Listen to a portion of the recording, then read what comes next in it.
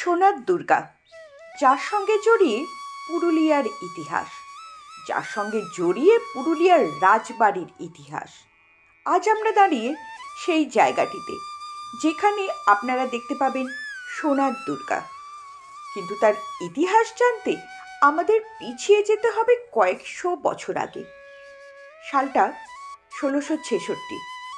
পথের যাবতীয় কাঁটা সরিয়ে তখন দিল্লির মসনদে ঔরঙ্গজেব।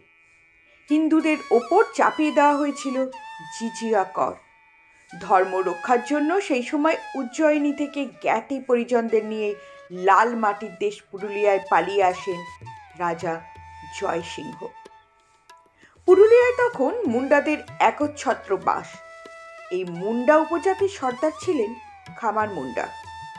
খুব স্বাভাবিকভাবে জয়সিংহের এইভাবে পুরুলিয়াতে উড়ে এসে জুড়ে বসাকে মেনে নিতে পারেননি খামার মুন্ডা।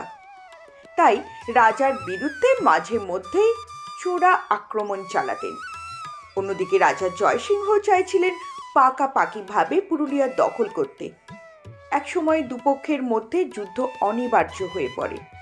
শেষমেশ রাজা জয়সিংহ খামার মুন্ডাকে হত্যা করে পুরুলিয়া দখল করেন। রাজার নাম অনুসারে জায়গাটির নাম হয় জয়পুর।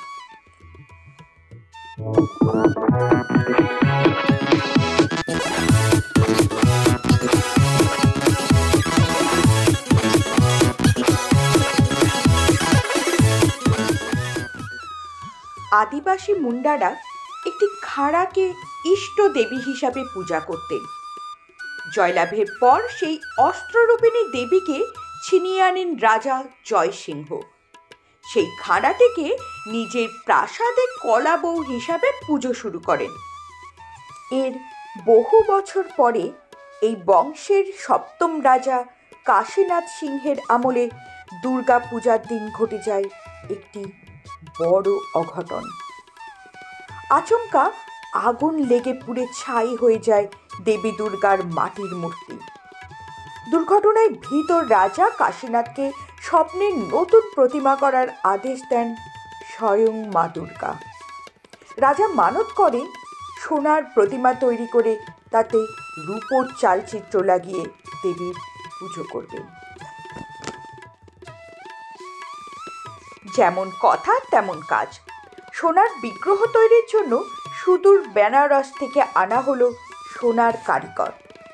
1 কেজি সোনা দিয়ে তৈরি হয় দ্বিভুজা দুর্গার মূর্তি, আর প্রায় 60 কেজি রূপো দিয়ে দেবীর চালচিত্র তৈরি করান রাজা।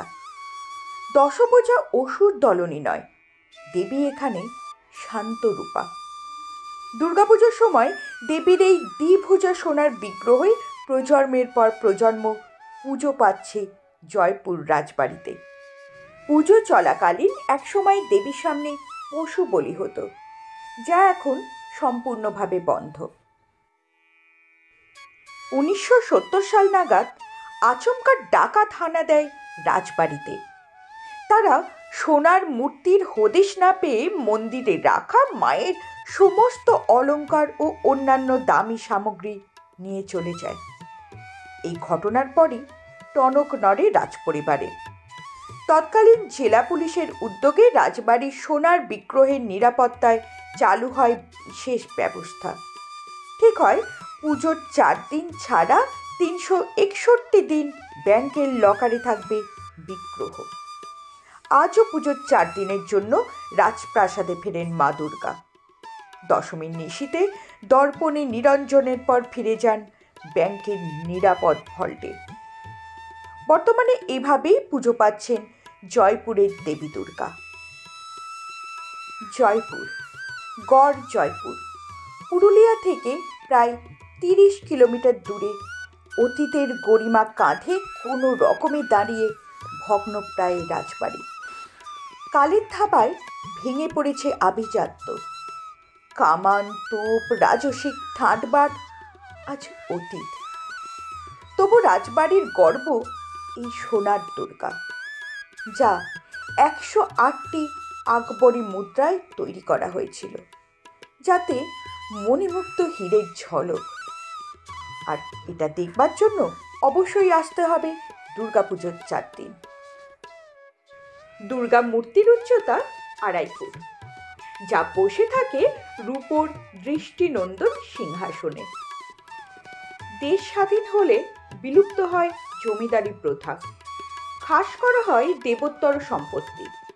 তবে রাজ্য সরকার পুজোর খরচ বাবদ 4,000 টাকা বার্ষিক প্রদান করত। পরবর্তীকালে শরিকি বিবাদে যদিও আদালত পর্যন্ত যায় সেই বিবাদ এবং বন্ধ হয়ে যায় অনুদান। এখন যে মন্দিরটি আপনারা দেখতে পাচ্ছেন সেটি তৈরি করা হয় 1933 খ্রিস্টাব্দে। পুরুলিয়া সকলেই ঘুরতে চান, কিন্তু এই দিকটাতে কেউই ঘুরতে যান না বলে এই জায়গাগুলো সেভাবে কেউ চেনেন না। আমি সকলকে বলবো অবশ্যই যারা ইতিহাস ভালোবাসেন এবং প্রকৃতিকে ভালোভাবে উপভোগ করতে চান ঘুরে আসুন এই দিকটায়। এরকম নতুন নতুন ভিডিওর জন্য এবং গ্রাম বাংলাকে সম্পূর্ণভাবে জানতে সঙ্গে থাকতে হবে আমার দুটো চ্যানেল হিস্ট্রি বিহাইন্ড স্টোরি এবং তেপান্তর দ্য এক্সপ্লোরারের পর্দায়। অবশ্যই চ্যানেল দুটোকে সাবস্ক্রাইব করে রাখুন। ভিডিও ভালো লাগলে অবশ্যই একটা লাইক করে দিন। আজকের মতো ভিডিও এই পর্যন্তই। অসংখ্য ধন্যবাদ সঙ্গে থাকার জন্য।